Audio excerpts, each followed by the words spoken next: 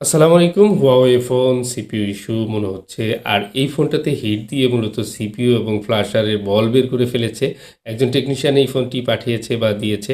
তো এই ফোনটি আমি চেষ্টা করব সিপিইউ এবং স্টোরেজ দুটি একসঙ্গে খুলে রিভলভ করে আবার ইনস্টল করতে।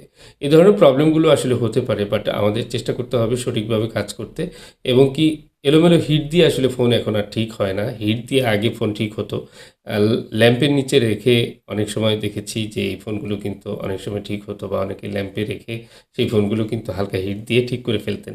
কিন্তু এখন আসলে সে ধরনের সুযোগ নেই। কারণ এখন যে ফোনগুলো, এগুলো যেমন অনেক অ্যাডভান্স লেভেলের এবং কি ফোনগুলোর যে আইসিগুলো সেগুলোও কিন্তু ভিন্ন। ফোনের যে মাদারবোর্ড সেগুলোও কিন্তু আর আগের মতো নেই।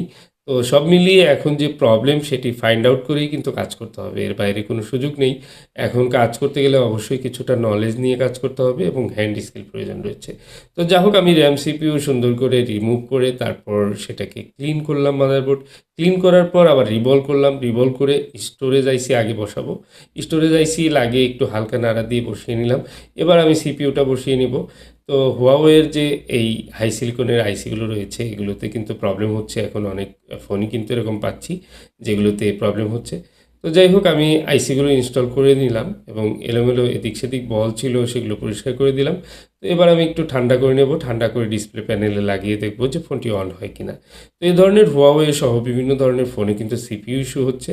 আর সিপিইউর যে প্রবলেমগুলো সেগুলোর ভিডিও দেখতে চাইলে চ্যানেলটি সাবস্ক্রাইব করে রাখুন। দেখুন ফোনটির লোগো দেখাচ্ছে, তার মানে ফোনটি এখন অন হয়ে যাবে।